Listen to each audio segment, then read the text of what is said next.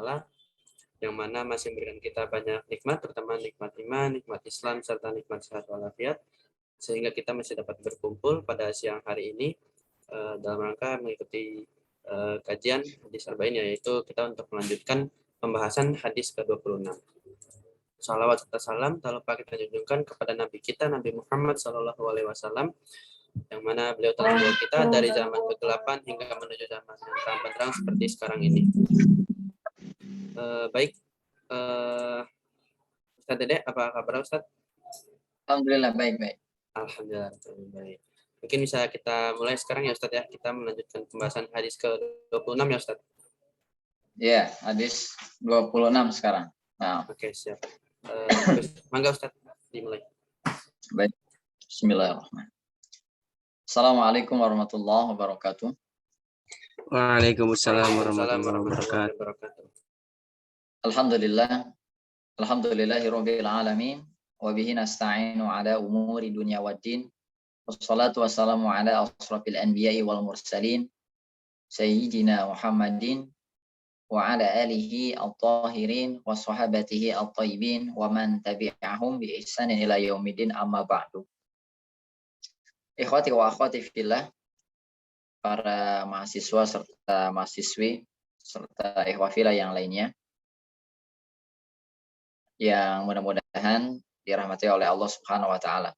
Tentu kita bersyukur kepada Allah tidak henti-hentinya lisan kita, hati kita, dan seluruh anggota badan kita untuk bersyukur, memuji kebesaran Allah Subhanahu wa taala atas nikmat anugerah karunia yang Allah berikan kepada kita semua, terutama nikmat yang kita rasakan oleh hati kita, yaitu nikmat hidayah dan taufiknya, sehingga alhamdulillah sampai saat ini kita masih istiqomah, masih senantiasa beriman dan bertauhid kepada Allah Subhanahu wa taala, serta mahabbah, loyalitas kepada qudwah kita, yaitu Nabi Muhammad SAW, juga risalah yang dibawa oleh beliau, serta sunnah-sunnah dan seluruh petunjuk beliau dalam beribadah, akidah, serta muamalah beliau, yang merupakan sumber dari segala sumber kebaikan, kebahagiaan, serta keselamatan di dunia dan di akhirat. Tentu alhamdulillah selalu kita syukuri bahwasanya perjumpaan kita, ta'lim kita melalui media virtual ini adalah salah satu keberkahan yang Allah berikan kepada kita semua, dan sekaligus ini adalah hidayah amal, taufik, petunjuk dari Allah Subhanahu wa taala, kita bisa bertakarub, beribadah kepada Allah dengan thalabul ilmi, ngaji ya, kita sama-sama, ini adalah tentu ibadah yang besar. Kita duduk penuh dengan penyimakan yang baik, dengan membaca buku hadis ataupun mencatat hal-hal yang penting adalah bentuk ibadah kepada Allah melalui thalabul ilmi. Jadi ya namanya kita sedang ibadah, maka harus baik dalam adabnya, harus terhiaskan dengan cara-cara yang tentu, cara-cara yang ma'ruf, yang baik pula dalam mengambil ilmu tersebut. Karena ilmu ini adalah hal yang begitu mahal, hal yang begitu bernilai, maka dicari harus dengan cara yang baik, adab yang tinggi, ya adab yang luhur, ketika dalam mencarinya, baik di majelis secara langsung ataupun ya sama halnya secara langsung ini melalui virtual ya. Baik, ikhwatul iman, insyaallah kita akan melanjutkan bentuk takarub kita kepada Allah Subhanahu wa taala melalui thalabul ilmi. Kita kembali mengaji hadis-hadis Nabi Shallallahu alaihi wasallam, baik dari matanya, lalu kita ambil syarah, dan tentu hal-hal yang bisa kita ambil dari hadis-hadis Nabi tersebut melalui penjelasan para ulama. Hadis ini masih dengan referensi yang sama, yaitu hadis arba'in yang ditulis oleh seorang ulama besar mazhab Syafi'i, yaitu Al-Imam An-Nawawi rahimahullah ta'ala. Baik, sebagaimana yang diutarakan oleh moderator, kita insyaallah sampai ya kurang lebih ya 45 menit ke depan atau 1 jam ke depan akan membahas hadis-hadis dari hadis arba'in, dan kita masuk pada hadis nomor 26. Al-hadisus sadisu wal ishrun. Baik, kali ini saya bacakan saja ya, saya bacakan dan saya terjemahkan Atau mungkin sudah ada tampilan screen-nya ya. Silakan, mungkin ada perwakilan yang ingin membaca. Ahsan, silakan. Sudah ada tampilannya. Iya, Dari boleh Ustaz. moderator dulu apa-apa. Beda ya. Silakan. Ya, oke, siap. Mungkin dari teman-teman peserta ada yang ingin mewakilkan, tidak apa ya Ustaz? Oke, mungkin Kang Dafa ingin membacanya. Iya. Silakan. Oke. Bismillahirrahmanirrahim. An Abi Hurairah radhiyallahu anhu qala Rasulullah sallallahu alaihi wasallam kullu sulama minan nasi alaihi shadaqah kullu yawmin tatlu'u fihi syams ta'dilu bainas naini shadaqah wa tu'inur rajula fi dabbatihi fatahmiluhu 'alaiha aw tarfa'u lahu mata'ahu shadaqah wal kalimatu thayyibatu shadaqah bikulli khutwatin tamshiha il sholati sodaqah wa tumitul adza anit tariqi sodaqah rawal Bukhari wal Muslim. Dari Abu Hurairah radhiyallahu an berkata, Rasulullah Shallallahu alaihi wasallam bersabda, setiap ruas tulang tubuh manusia wajib dikeluarkan sedekahnya setiap hari ketika matahari terbit. Mendamaikan antara dua orang yang berselisih adalah sedekah. Menolong seseorang dengan membantunya menaiki kendaraan atau mengangkatkan barang ke atas kendaraannya adalah sedekah. Kata-kata yang baik adalah sedekah. Tiap-tiap langkahmu untuk mengerjakan sholat adalah sedekah, dan membersihkan rintangan dari jalan adalah sedekah. Hadis riwayat Bukhari dan Muslim. Baik. Jamaah yang dirahmati Allah Subhanahu wa taala, hadis ini hadis yang sahih ya. Riwayat dari muttafaqun alaih. Di dalam istilah ilmu hadis, kalau ada riwayat muttafaqun alaih, jadi hadis Bukhari dan Muslim, berarti gambarannya itu diriwayatkan oleh dua imam ini. Dan ini adalah kategori derajat tertinggi dalam keabsahan atau kesahihan dari hadis. Jadi muttafaqun alaih, riwayat dua imam, Bukhari dan juga Muslim. Dan hadis ini merupakan salah satu kelanjutan dari hadis-hadis sebelumnya, di mana Rasulullah Shallallahu Alaihi Wasallam menjelaskan tentang abwabul khair, jadi pintu-pintu kebaikan. Hadis ini bersumber dari sahabat yang mulia Abu Hurairah radhiyallahu taala anhu. Dan saya jelaskan jamaah kepada antum semua bahwasanya sahabat yang mulia ini, sahabat Nabi yang satu ini adalah sahabat yang memang kalau kita katakan dalam taraf hidupnya sangat jauh, ya, jadi sangat jauh dari kelayakan. Mungkin bahasa kitanya fuqara, miskin. Cuma dalam keadaan demikian Abu Hurairah ini tidak patah semangat dalam mencari ilmu. Bahkan beliau semangat. Ya, antum harus kayak gitu, apalagi didukung oleh fasilitas ya zaman yang mudah, maka harus lebih rajin lagi dong ngajinya. Harus lebih giat lagi. Karena harus lebih paham. Ya, Abu Hurairah saja yang dalam keadaan serba terbatas, ya, serba kekurangan, masih mulazamah, masih mengiringi atau masih belajar kepada Nabi Shallallahu Alaihi Wasallam. Bahkan di antara sahabat yang lainnya, beliaulah sahabat yang paling banyak meriwayatkan hadis dari Rasulullah Shallallahu Alaihi Wasallam. Ulama mencatat sebanyak kurang lebih 5.374 hadis yang beliau riwayatkan dari Nabi. Bayangkan jamaah, 5.374 hadis yang riwayat dari beliau. Berarti beliau ini kebersamaannya bersama Nabi kuat, ya, walaupun dengan keadaan yang serba kekurangan. Ini tentu jadi pelajaran dan nasihat untuk kita semua. Dan semangatnya pun begitu luar biasa dalam mengaji. Sahabat Abu Hurairah ini dikisahkan oleh para ulama bahwasanya beliau pernah pingsan dalam keadaan tidak memiliki makanan. Artinya pingsan dalam keadaan menahan lapar. Coba, sampai demikian. Saking memang terbatas hidup beliau. Jauh ya dengan kita. Kita kayaknya nggak ada lah istilah pingsan karena lapar atau kelaparan. Beda dengan Abu Hurairah. Nah, ini buktinya semangat yang begitu luar biasa. Bahwasanya Nabi Shallallahu Alaihi Wasallam bersabda, "Kullu sulama minan nasi alaihi shadaqatun." Jadi setiap persendian dari manusia wajib sedekah, ya. Jadi sulama ini persendian, pertemuan antara tulang, engsel lah bahasa kitanya ya. Jadi sendi-sendi, mungkin antum lebih paham, apalagi dalam istilah ilmu alam ya, ilmu biologi. Jadi bagian dari tubuh kita ini semuanya dari atas sampai bawah ini persendiannya ada. Bahkan ulama sampai merinci, itu diantaranya Imam Nawawi, beliau menjelaskan sampai 360 persendian yang ada di dalam manusia, yang ada di dalam tubuh kita semua, 360 persendian. Dan wajib sedekah itu persendian tersebut. Artinya di sini wajib apa yang menunjukkan kewajiban? Lafaz ala. Ya, kalau jamaah antum belajar istilah ilmu dari bahasa, ada lafaz huruf JR.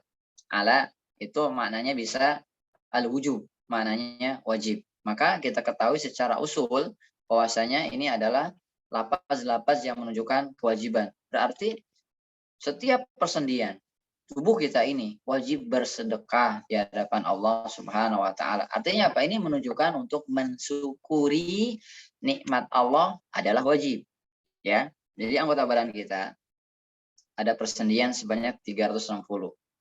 Itu apa? Wajib melakukan sedekah, bukti rasa syukur. Kenapa? Karena kita bersyukur hukumnya wajib kepada Allah Subhanahu wa taala. Dan tentu di dalam hal ini sedekah ada yang sifatnya zatiyah. Yang sifatnya sedekah itu zatiyah, ya. Dan ada yang sifatnya muta'adiyah. Yang sifatnya ini orang lain bisa mengambil manfaat dari apa yang kita lakukan. Ya, bisa dipahami ya. Jadi zatiyahnya itu sejatinya itu adalah sedekah, amalan tersebut adalah sedekah, dan adapun muta'adiyah itu berefek kepada orang lain. Nah, dalam hadis ini ada yang zatiyah, ada yang berefek kepada orang lain. Sehingga ada sedekah istilahnya sedekah wajib. Ya, ini sedekah yang sifatnya maknawi. Sedekah wajib ini di mana seseorang ya mengikhlaskan hatinya untuk Allah Subhanahu wa taala dalam rangka tidak berbuat maksiat dengan anggota badannya ataupun dengan persendian yang ada di dalam tubuh atau di dalam dirinya. Ini sedekah wajib, jamaah. Berarti dengan kata lain, kita tidak melakukan kemaksiatan. Kita bersyukur kepada Allah, atau dalam ungkapan yang lain kita taat kepada Allah. Ini adalah sedekah yang wajib, ya, karena kita taat kepada Allah dan tidak bermaksiat kepadanya dengan tubuh kita. Wajib hukumnya. Ya, sehingga dengan sendi-sendi dari anggota badan ini melakukan kewajiban, ketaatan, maka sungguh telah menunaikan rasa syukur yang merupakan kewajiban seorang hamba kepada Allah Subhanahu wa taala. Ada lagi yang sifatnya sedekah ini mustahab atau sunnah lah. Ya, tadi kan wajib, sekarang sunnah, yaitu di mana seseorang melakukan amalan-amalan sedekah yang sifatnya sunnah. Seperti apa? Ucapan yang baik, ya, ataupun dengan beramal, ataupun dengan maliyah, ya, harta juga. Nah, itu termasuk salah satu dari cabang-cabang sedekah yang sifatnya mustahabbah. Maka dalam hal ini sedekah itu ada yang wajib, ya, artinya wajib tidak bermaksiat kepada Allah dengan anggota badan, dan ada yang sifatnya anjuran ataupun sunnah. Kemudian Rasulullah mengatakan, "Kulla yaumin tatlu fi syamsu." Jadi setiap hari ketika munculnya matahari, artinya di sini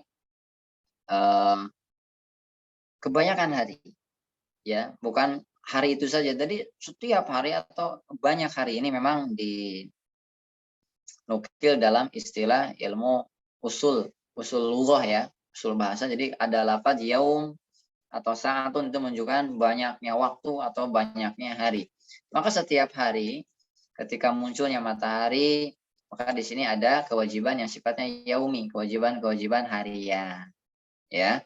Maka kewajiban harian ini dari hari yang kita lalui ada 24 jam lamanya. Maka di situ wajib kita bersyukur kepada Allah dengan nikmat yang Allah berikan kepada kita berupa anggota badan ini. Persendian, sendi-sendi ataupun engsel tulang, dalam rangka bersyukur kepada Allah Subhanahu setiap hari 24 jam. Amalan kita bergerak, ya lidah kita ataupun yang lain sebagainya ini setiap hari harus ya menjadi suatu agenda kita, beramal, bersyukur kepada Allah, bersedekah kepada Allah Subhanahu wa taala dengan segala macam bentuk kebaikan. Rasulullah merinci, memberikan perumpamaan ataupun menjelaskan dari rincian-rincian masalah sedekah. Sedekah di sini yaitu dalam rangka muta'adiyah yang tadi yang saya sampaikan. Jadi yang efeknya dampak kepada orang lain, dirasakan oleh orang lain. Maka Nabi kita menjelaskan ta'dilu bainasnaini shadaqatun. Melakukan islah artinya melakukan mendamaikan di antara dua orang yang sedang berselisih itu sedekah. Jelas, bahkan ini adalah amalan yang besar ya. Berselisih kita damaikan dengan cara yang baik. Dan berdamai, islah itu amalan yang besar.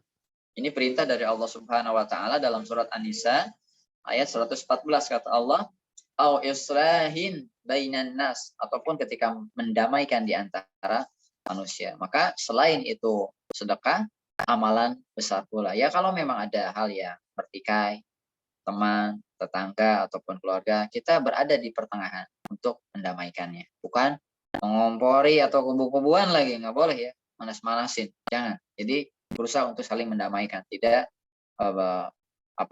kubu-kubuan, apalagi geng-gengan, nggak boleh. Apalagi di mahasiswa banyak ya kayak gitu. Kemudian selanjutnya Nabi kita mengatakan wa tu'inu rajula fi dabbatihi fatahmiluhu 'alaiha aw tarfa'u lahu 'alaiha mata'ahu shadaqatun. Nabi menjelaskan ketika Anda ya menolong seseorang di dalam kendaraannya, artinya mengangkut bawaannya yang menjadi kebutuhannya ke atas kendaraannya. Dulu mungkin onta ya, kuda, tapi sekarang kan bisa motor atau mobil. Nah, ketika mendapati demikian, bantu. Entah itu berdagang ataupun ada kebutuhan yang lainnya, saya bantu ya. Takutnya keberatan. Nah, juga memindahkan ataupun mengangkat barang bawaan ke atas kendaraannya itu berupa sedekah pula, membantu apa yang seseorang atau membantu apa yang dibutuhkan oleh orang lain, kita bantu dengan tenaga kita. Berarti kan tubuh kita gerak ya, tangan kita, kaki kita, tenaga kita. Jadi persendian kita, engsel dalam tubuh kita ini dipakai untuk bersyukur kepada Allah melalui membantu orang lain. Ini namanya muta'adiyah, bukti syukur atas engsel yang ada di dalam tubuh kita. Lalu Nabi pula jelaskan dalam hal ini begitu juga kalimat yang baik sedekah. Seperti apa? Nasihat. Sedekah kan? Wirid. Jadi memberikan motivasi kepada orang lain. Berdoa.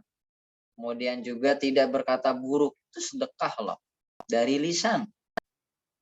Kalimat yang baik. Lalu wabikuli khutwatin tamshiha ila shalat shadaqatun, dan langkah kaki menuju sholat masjid maksudnya sedekah pula. Nah, ini laki-laki ya.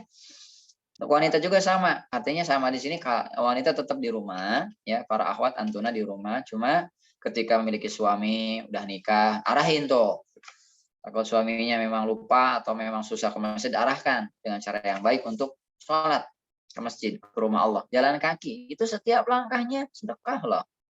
Dihapus kesalahan, diangkat derajat, kebaikan pula, langkah dia menuju masjid. Pahala berjamaah. Apalagi laki-laki ya, rugi. Laki-laki kalau sholat berjamaah di rumah itu ruginya, rugi banget. Dosa pula. Ya ada yang ulama yang mengatakannya. Jadi semangat ya untuk sholat berjamaah di masjid. Hati-hati antum. Udah ngaji, sholat di rumah berjamaah. Kalau nggak ada uzur, kecuali kalau sakit, keadaannya nggak sesuai, malu dong. Ya, mahasiswa ngaji, apalagi ya banyak belajar, sholatnya di rumah. Gimana itu? Ya malulah. Nah, perempuan akhwat kayak yang belum nikah, kalau ta'arufan, calon suami kayak gini, mikir 2 kali ya, mikir 2 kali. Cari calon suami yang memang sholat subuhnya di masjid berjamaah, ini bagus. Kalau sholat subuhnya di rumah, apalagi yang lainnya. Ya, ke masjid aja sulit, nanti gimana dalam ngurus rumah tangga yang memang luar biasa sulitnya. Jadi itu, jadi kriteria ya akhwat. Misalnya ketika ta'aruf, kriteria istiqomah, sholat di masjid berjamaah, apalagi sholat subuhnya titik. Cari yang kayak gini. Lalu Nabi kita pun mengatakan waktu mitul aza anil tarik sedekah. Menyingkirkan gangguan dari jalan pun itu sedekah. Ya apa saja. Ada itu hal yang bisa mengganggu orang jalan atau berkendara seperti misalnya sampah, paku, duri ataupun tung rokok ya dimatikan ataupun hal-hal yang bisa menghalangi, mengganggu orang kita ambil, kita singkirkan. Sedekah itu ya pahala kebaikan.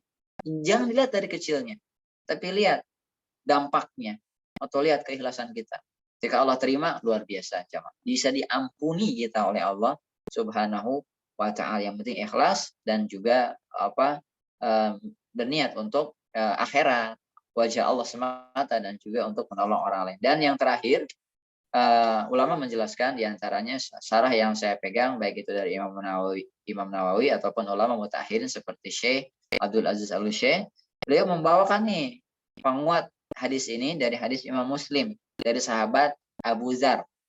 Nabi kita mengatakan wa yujzi'u min zalika rak'atani yarka'uhuma al-mar'u min ad-duha. Dan hal itu semua sepadan atau tercukupi ketika seseorang melakukan 2 rakaat dari duha. Artinya sholat duha jamaah. Kenapa demikian? Karena sholat, sejatinya orang sholat itu apa? Bersedekah. Gerak badan, takbir, ruku, sujud, berdiri. Jadi tubuhnya, sendi-sendi tulangnya, dia gerakan. Maka inilah yang dinamakan sedekah pula. Dan 2 rakaat duha ini ternyata mencukupi itu semua. Ya, ini disyariatkan. Kita dawamkan ya. Sholat duha 2 rakaat dalam rangka syukur kita kepada Allah dari nikmat sehat dan juga nikmat badan ini. Baik, itu jamaah hadis nomor 26. Sekarang kita masuk kepada hadis nomor 27. Silakan. Kang Dapa kalau bisa ahwat nggak apa-apa belajar ya. Oke, baik. Terima kasih Ustadz atas kesempatannya. Mungkin teman-teman yang lain selain Kang Dapa ada yang ingin membacakan hadisnya, dipersilahkan ya. Dari akhwat juga nggak apa ya Ustadz ya? Ya belajar nggak apa-apa. Iya.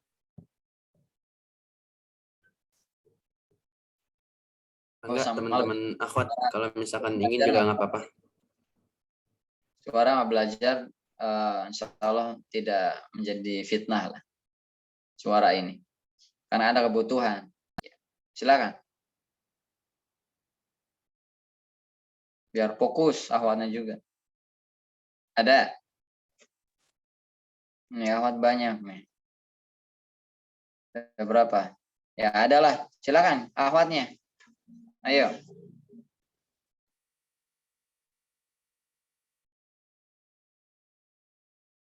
Langsung aja spontanitas. Ya. Hidupkan mic-nya.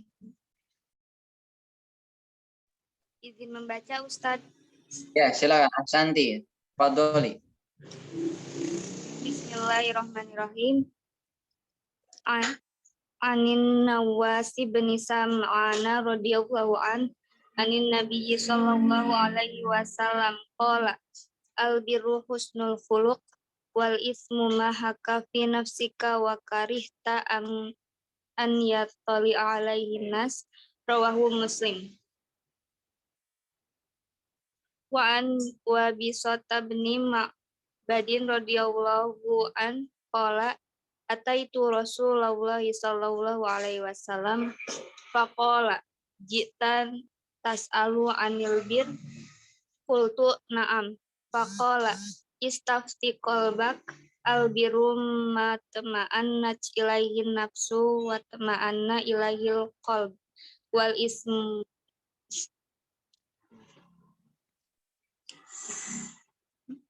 Ya. Wal ismu mahaka fin nafsi wal ismu mahaka fin nafsi wa taraddada fi sadri wa in aftakan nasu wa aftauka. Hadisun hasan rawainahu fi musnadil imamain Ahmad bin Hambal wa Darimi bi isnadin hasan. ya artinya terjemah Nawas bin Sam'an radhiyallahu an berkata, Nabi Shallallahu alaihi wasallam bersabda, kebajikan adalah akhlak terpuji, sedangkan dosa adalah apa yang meresahkan jiwamu, serta engkau tidak suka apabila masalah itu diketahui orang lain. Hadis riwayat Muslim. Dalam hadis yang diterangkan oleh Wabisah bin Ma'bad radhiyallahu an, aku mendatangi Rasulullah SAW, beliau bertanya, engkau untuk bertanya tentang kebajikan? Aku menjawab, iya benar. Beliau bersabda, tanyakan pada hatimu sendiri. Kebajikan adalah sesuatu yang membalut jiwamu tenang dan hatimu tentram. Sedangkan dosa adalah sesuatu yang menimbulkan keraguan dalam jiwa dan rasa gundah dalam dada. Meski telah berulang kali manusia memberi fatwa kepadamu. Ini adalah hadis Hasan yang kami riwayatkan dari dua imam, Imam Ahmad bin Hambal dan Imam Ad-Darimi dengan sanad Hasan. Baik, jazakillah khair, naam ya. Semoga Allah memberikan kebaikan ya bagi yang membaca hadis tersebut. Karena ada faedah ini ya, ikhwan akhwat, ada faedah. Hadis itu ketika dibaca tidak bernilai ibadah. Beda dengan Quran. Antum baca Quran, ibadah. Itu pahala ya dapat. Tapi kalau hadis enggak, kecuali kalau memang dalam rangka ta'allum, belajar seperti ini, baca hadis, jadi pahala insya Allah. Ya makanya ketika suruh baca hadis, langsung insya Allah itu ada kebaikan. Dapat kebaikan dari Allah Subhanahu wa Ta'ala. Baik. Hadis ini yang ke-27, As-Sabi'u wal Ishrun. Ini Imam Nawawi membawakan dua riwayat ya. Yang pertama riwayat dari Imam Muslim, dan yang kedua dari riwayat Imam Ahmad dan juga Imam Darimi. Khusus di riwayat yang kedua, jadi ada istilah musnad. Nah, musnad ini maksudnya musnad ini bisa sanad atau bisa, ini yang kedua maksudnya. Musnad ini adalah suatu kutub atau suatu kitab hadis yang berisi dari jalur periwayatan sahabat saja. Kumpulannya sahabat khusus di Al-Muratab ala Asma'is Sahabat. Jadi kitab yang dikumpulkan hadis-hadis tersebut dari nama-nama sahabat. Misalnya sahabat Abu Hurairah, ini hadisnya. Saya ribuan. Sahabat Abu Bakar, ini hadisnya. Dari Aisyah, ini hadisnya. Jadi hanya berkisar dari jalur sahabat itu saja. Paham ya? Kalau misalnya dengan hadis yang lain seperti katakanlah hadis Imam Bukhari. Misalnya ini bab ilmu, ini hadisnya. Ini bab sholat, ini hadisnya. Kalau musnad ini beda. Jadi enggak berdasarkan bab judul, tapi berdasarkan nama sahabat. Hadis yang dia riwayatkan udah keluarkan dulu, baru kepada sahabat-sahabat yang lainnya. Nah, di sini yang terkenal memang musnad Imam Ahmad. Yang paling terkenal. Nah, di sini ada juga ulama yang memiliki musnad, itu Imam Ad-Darimi ya. Dua musnad ini yang menjadi rujukan dalam hadis nomor 27. Yang pertama, ikhwah, ini hadis merupakan ya sebentuk proteksi untuk kita semua, cerminan untuk kita semua dalam melakukan segala aktivitas di dunia ya, di kehidupan kita. Dari Nabi SAW, dari sahabat Nawas bin Sam'an, dari Nabi SAW, beliau mengatakan, Nabi kita mengatakan, al-birru husnul khuluq. Kebaikan itu, bir itu bir ya, birun itu kebaikan. Birun itu Nabi kita tafsirkan adalah husnul khuluq, akhlak yang baik tuh. Jadi kita pahami bahwa kebaikan itu ada macam-macamnya, ada jenis-jenisnya. Ulama mengatakan diantaranya birrun fima bainal abdi wa baina rabbih. Jadi kebaikan antara seorang hamba dengan Tuhannya, dengan Allah Subhanahu wa Ta'ala. Ada lagi birrun fima bainal abdi wa bainan nas. Jadi kebaikan seorang hamba dengan hamba yang lain, interaksi dengan manusia yang lainnya. Berarti dalam hal ini ada dua hak. Hak seseorang kepada Allah, hak seseorang dengan hamba yang lainnya atau dengan manusia yang lainnya. Adapun albir, kebaikan yang menyangkut seorang hamba dengan Tuhannya, dengan Allah, itu yang paling besar, yang paling inti, yang paling pertama kali diperhatikan, yaitu beriman kepadanya. Ya, berarti tauhid dengan benar kepada Allah Subhanahu wa ta'ala dengan konteks ketaatan, mengerjakan perintahnya dan menjauhi larangannya. Ini ya kebaikan muamalah bersama Allah Subhanahu wa ta'ala. Sehingga dalam surat Al-Baqarah ayat 177 Allah Ta'ala mengatakan walakinnal birra, akan tetapi kebaikan itu man amana billah, beriman kepada Allah, wal yaumil akhir, kepada hari akhir, wal malaikati, kepada malaikat, wal kitabi wan nabiyyin, dan kitab-kitab serta para nabi, sampai akhir surat ini, akhir ayat ini. Itu yang pertama. Kemudian yang kedua, bentuk kebaikan manusia dengan manusia yang lainnya. Inilah yang dinamakan husnul khuluq, akhlak yang baik. Ya, jadi ketika baik kepada Allah dan baik juga kepada manusia, dan baik kepada manusia nggak lepas dari 3 poros ya, 3 poros sikap. Ulama menjelaskan bazlun nada, memberikan atau mencurahkan kebaikan, baik dengan ucapan ataupun perbuatan. Yang kedua kaful adza, mencegah gangguan, nggak boleh ganggu baik ucapan atau perbuatan, zalim namanya. Ini adalah akhlak yang baik. Dan yang ketiga kalamun layyinun, ucapan yang lemah lembut, enggak ya, kalau kata orang Kerawang sentak sengor lah, sentak sengor atau kasar dan lain sebagainya, ini enggak boleh, bukan mencerminkan akhlak yang baik. Justru orang yang ngaji akhlak yang baik, kalamnya harus lemah lembut, enak, enggak buat sakit hati orang, lidahnya enggak tajam, enggak pedas. Ataupun ada lagi ulama menjelaskan membalas keburukan dengan kebaikan. Berat ya, ini akhlak loh, akhlak sesama kaum muslimin, membalas keburukan dengan kebaikan, sampai demikian. Itu akhlak yang memang sulit orang melakukannya. Bagaimana? Ya orang dizalimi, sakit hati, balas dengan kebaikan. Luar biasa kalau bisa, hebat. Lalu memaafkan orang yang berbuat salah, menahan amarah. Nah ini termasuk dari cabang-cabang kebaikan di antara sesama manusia. Lalu Nabi jelaskan pula, wal ismu mahaka fi nafsika wa karihta an yattali'a alaihin nas. Yang namanya dosa, ismun, dosa itu nggak nyaman di dada, nggak nyaman di jiwa, berguncang, bergejolak. Dan Anda, kata Nabi, Anda itu benci, nggak mau orang lain tahu ya dari dosa yang dilakukan. Nah di sini Nabi menjelaskan tentang konteks dosa setelah beliau menjelaskan kebaikan. Berarti otomatis lawan dari kebaikan itu dosa. Itu aja ya. Lawan kebaikan dosa dengan 2 sesuatu. Sesuatu yang nampak dan sesuatu yang tersembunyi dari potongan lafaz ini. Lafaz yang pertama yaitu sesuatu yang nampak ialah ketika perbuatan dosa tersebut malu dilihat orang, ya, nggak suka, nampak. Sesuatu yang tersembunyi itu apa? Bergemuruh, bergejolak, nggak nyaman di dalam dada, dalam hati. Nah, saya jelaskan usulnya ya, ikhwah. Ini terjadi dosa, ini berdosa apabila menjadi gemuruh, bergejolak dalam dada manusia dan enggan atau malu dilihat orang. Itu satu usulnya. Hanya bagi orang yang bertakwa. Orang yang bertakwa ketika melakukan kesalahan dan dia itu tahu kesalahan ataupun memang masih nampak belum jelas hukumnya, dada ini seolah enggak memberikan kenyamanan. Ya, enggak, malu dilihat orang. Orang bertakwa loh. Ya, coba lihat aja.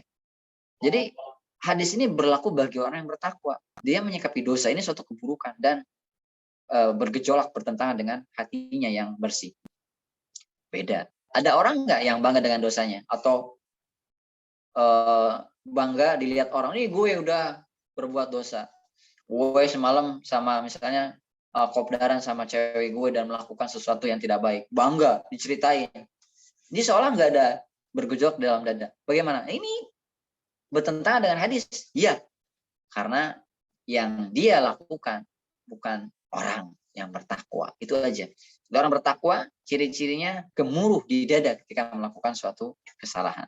Tidak, bukan orang yang bertakwa nggak akan kayak gini. Bahkan bisa jadi bangga dengan dosa-dosanya. Ya, ataupun dilihat sama orang nggak masalah. Ya berarti ini orang bukan orang yang bertakwa. mabok pinggir jalan, perempuan berpakaian tidak sopan di pinggir jalan, campur baur, joget-jogetan di hadapan TV, nyanyi-nyanyi, ya, atau berpelukan dengan yang bukan mahramnya. Dilihat orang, apakah dia merasa malu? Enggak. Nah, berarti ya bukan orang bertakwa, susah. Ya, kalau orang bertakwa akan merasa enggan melakukan demikian. Sehingga di sini sesuatu yang enggak nampak berkaitan dengan hati, sesuatu yang zahir yang nampak berkaitan dengan malu dilihat orang lah, ya. Karena ini sifat orang yang bertakwa. Nah, kembalikan deh kepada diri kita semua. Kita takwa enggak? Kita malu enggak kita berbuat dosa? Kalau malu berarti bertakwa. Ya, malu nggak dilihat orang. Nah, gitu aja. Lalu dalam riwayat Wabisah yang satunya lagi, bahwasanya beliau berkata, ataitu Rasulullah Shallallahu Alaihi Wasallam. Aku mendatangi Rasulullah Shallallahu Alaihi Wasallam. Waqala jita tas'alu anil biri. Maka Nabi sudah tahu. Anda datang mau nanya kebaikan bukan? Nah, sudah tahu ya. Dari hal yang akan ditanyakan pun Nabi sudah tahu. Qultu na'am, wa bisa mengatakan iya. Qala istabti qalbak. Tanya dirimu, minta fatwa kepada hatimu, kata Nabi Shallallahu Alaihi Wasallam. Nabi jelaskan pula, al-birru matma'annat ilaihi nafs. Yang namanya bir, kebaikan itu yang hatimu tenang dengannya. Jiwa ini nyaman. Watma'anna ilaihi qalbu, dan hati ini pun merasa nyaman. Ya, jiwa dan hati sama ya, merasakan kenyamanan, tidak bergejolak. Wal ismu mahaka fin nafsi wa taraddada fi sadri. Adapun masalah dosa itu yang berguncang, yang bergejolak, tidak nyaman di dada ataupun di hati manusia. Sehingga ketika Nabi menyarankan, coba tanya, minta fatwa kepada dirimu. Artinya apa? Apakah ini perbuatan baik atau tidak? Taat atau tidak? Dosa atau bukan? Maka ini kalau kita pelajari ada hadis-hadis yang masuk ya, yang sebelumnya seperti masalah syubhat. Ya, jadi syubhat belum jelas hukumnya, kita lebih selamat untuk apa? Untuk menghindarinya kan, sebelum jelas hukumnya. Ini pun sama, ini dengan ilmu yang kita dapatkan ini syubhat atau bukan, nah, bermain ulama ya di dalam hal ini. Artinya nanya sama ulama ataupun memang dengan ilmunya dia pahami demikian, hati yang berperan. Sehingga ketika hati merasa tenang, tidak bergejolak ataupun nyaman, ini menunjukkan bahwasanya tidak ada suatu keraguan yang dia lakukan. Dan juga nggak masalah jika orang lain pun tahu, karena ini yakin bukan suatu dosa ya. Cuma di sini pahami bukan serampangan di dalam berbuat. Nah, Nabi menjelaskan pula bahwasanya tanda dosa itu, tanda suatu dosa bergemuruh, bergejolak, ragu dalam masalah dada, di dada ya, sekalipun Anda bertanya kepada manusia dan manusia memberikan fatwa, ya tetap saja gejolaknya ada. Nah, ini saya jelaskan mudah-mudahan paham ya jamaah.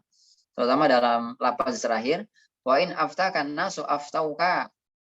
Sekalipun jika manusia memberikan fatwa kepadamu dan mereka memberi fatwa. Artinya apa? Ketika Anda misalnya, kata Syekh Abdul Aziz Al-Utsy, Anda datang meminta fatwa kepada seorang mufti. Atau nanya sama ustadz lah, ustadz ngasih jawaban, atau nanya kepada ulama ngasih jawaban. Lalu hal tersebut dijawab oleh ustadz ataupun mufti tadi. Akan tetapi masih ada gejolak nggak nerima di dada. Ya, ini bagaimana ya? Istilah nyaman atau tidak, boleh atau tidak. Dan di sini ada pembahasan yang memang panjang. Ya, apakah ini syubhat atau enggak? Ini pembahasannya panjang, masuk dalam konteks usul fikih, tapi saya jelaskan secara sederhana, mudah-mudahan antum tahu semua ya. Nah, ikhwafillah, yang pertama yaitu al-halatul ula, dalam kondisi dalam keraguan tadi, an yakuna taradud alladhi fi nafsi waqi'an an jahlin min sahibil bi hukmi syar'i fa innahu yakun thumma ja'an nas bi wuduhi. Kalau keraguan tersebut datang dari dalam diri dan realita dalam diri manusia karena kebodohannya, ketidaktahuannya, tapi datang penjelasan dari syariat baik dari Quran ataupun Sunnah yang menjelaskan dengan gamblang. Awalnya ragu, maka jangan ragu lagi, nggak boleh. Ya, misalnya antum nanya, masalah hukum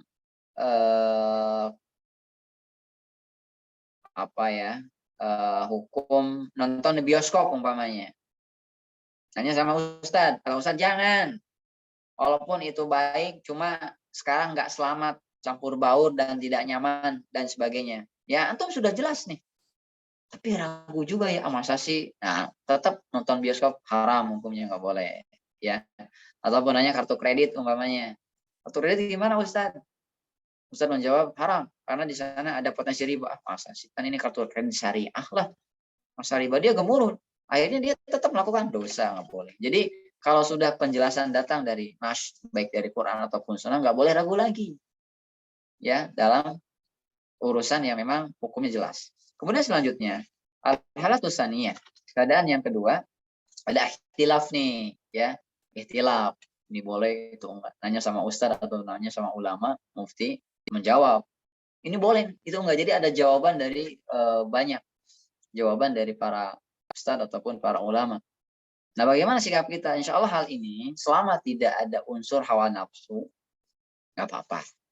Dan juga di sini ambil fatwa yang memang dari yang mendekati kepada kebenaran, dan juga fatwa dari orang alim yang wara, yang akidahnya bagus, yang takwanya bagus, dan kaidahnya. Ada perbedaan, kita ambil fatwa tersebut. Nah, ini gamblang ya. Insya Allah ini nggak dosa lah, nggak dosa. Tapi tetap jangan sampai dengan hawa nafsu mengambilnya. Jadi merasa nyaman saja, yang merasa dengan kenyamanan. Sesuai hawa nafsunya, nggak boleh. Milih yang sesuai dengan hawa nafsunya. Misalnya nanya masalah musik nih antum. Kata Ustadz ini nggak boleh, haram. Nanya sama Ustadz ini, oh boleh. Ya, selama itu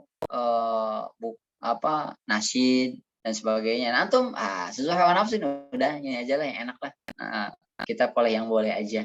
Nah, ini hawa nafsu nggak boleh loh, bermudah-mudahan. Nanti awalnya menjalar kepada yang lain, nasyid nanti dengerin lagu-lagu pop atau yang lain sebagainya. Intinya jangan sampai diambil dengan hawa nafsu. Dan yang ketiga yaitu yang memang dengan kondisi hadis. Jadi ketika hukum datang dari pertanyaan pada seorang ustadz ataupun seorang ulama dan mufti, memberikan fatwa baik penjelasan atau tidak. Nah, jiwa seseorang, misalnya jiwa antum semua yang bertanya, nggak sesuai dengan kebenaran. Jadi masih ada inilah gejolak di dalam dada. Maka ini nggak paham lah intinya. Nah, jangan sampai menerjang ya dari hal yang menunjuk ketidakbolehan tersebut. Wallahu ta'ala a'lam. Baik ikhwah, ini sudah jam 2 ya. Cukup aja 2 ya, 2 hadis dulu ya. Insya Allah nanti sedikit-sedikit dulu, nanti kita akan lanjutkan di hadis yang ke-28 di kesempatan yang akan datang. Kita cukupkan saja 2 hadis yang kita bahas. Silakan Kang Dafa mungkin. Oke, baik. Terima kasih ya Ustaz Dede atas penyampaian materi hadis pada hari ini. Mungkin selanjutnya kita buka sesi tanya jawab ya untuk teman-teman peserta kajian yang ingin bertanya, dipersilahkan. Bisa langsung membuka mic-nya atau melalui chat. Nanti bisa dibacakan. Silakan ya, mudah-mudahan ada faidah dari pertanyaan.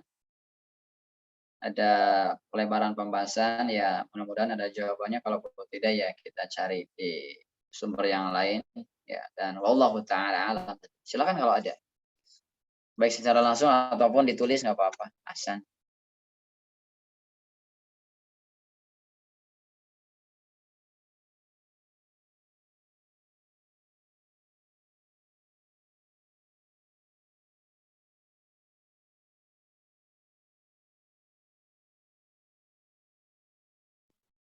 Silakan ikhwah.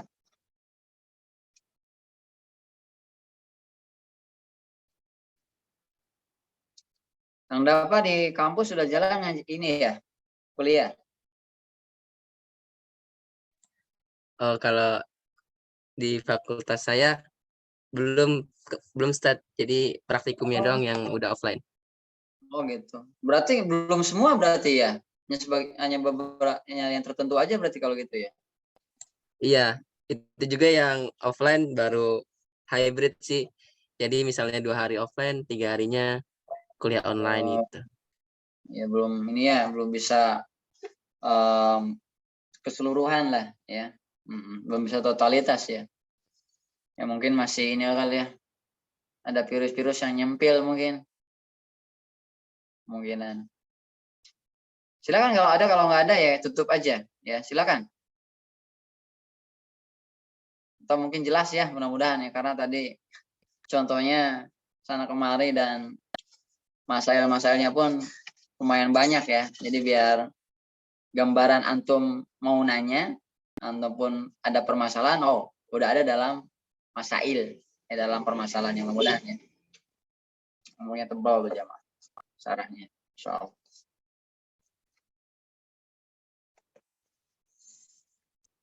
Baik, ada apa kalau tidak ada tutup aja nggak apa-apa. Insyaallah mudah-mudahan gambarannya bisa dapat ya, mudah-mudahan bisa diamalkan, bukan hanya wawasan, diamalkan tentunya dan menuntun kepada kita amalan soleh, rasa takwa dan juga takut kepada Allah. Silakan apa bisa ditutup aja. Ya Ustadz, oke baik, mungkin dari teman-teman semua sudah memahami ya apa yang dari tadi Ustadz disampaikan. Baik kalau gitu, karena sudah jam 2 juga nih, kita tutup saja jika tidak ada ingin bertanya. Nah, saya izin membacakan kesimpulan ya dari yang tadi kita pembahasan hadis ke-26 dan 27 yang Ustadz Dede sampaikan, bahwasanya itu kita bisa ambil kesimpulan ya dari hadis ke-26, kita tuh dari setiap ruas tulang tubuh kita ya, itu tuh kita wajib mengeluarkan sedekahnya setiap hari gitu. Seperti kayak kita mendamaikan antara dua orang yang berselisih gitu, terus menolong seseorang dengan membantu sesuatu gitu, dan bahkan berkata-kata yang baik gitu di setiap harinya, itu merupakan sedekah ya, dan itu wajib kita keluarkan gitu. Dan untuk hadis ke-27, seperti yang Rasulullah bilang ya, bahwasanya kebajikan itu sesuatu yang membalut jiwa kita menjadi tenang gitu, dan hati kita menjadi tentram. Sedangkan dosa itu sesuatu yang menimbulkan keraguan dalam jiwa dan rasa gundah dalam dada. Meski telah berulang kali manusia memberikan fatwa kepada kita ya. Jadi kita jangan ragu teman-teman, ketika memang kita sudah dijelaskan di Al-Quran dan maupun hadis bahwa itu adalah dosa, janganlah menimbulkan keraguan dalam jiwa kita gitu. Baik, syukran Ustadz untuk hari ini atas penyampaian hadisnya.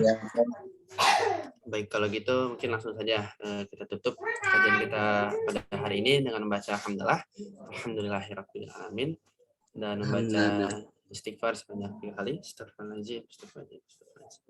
Dan kita tutup dengan baca doa penutup majelis. Subhanakallah wa bihamdika asyhadu an la ilaha illa anta astaghfiruka wa atubu ilaik.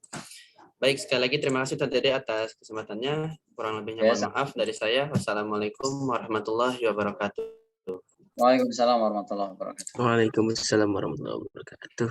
Untuk teman-teman, link absensinya nanti dikirim dalam grup ya. Jangan lupa untuk mengisinya. Terima kasih.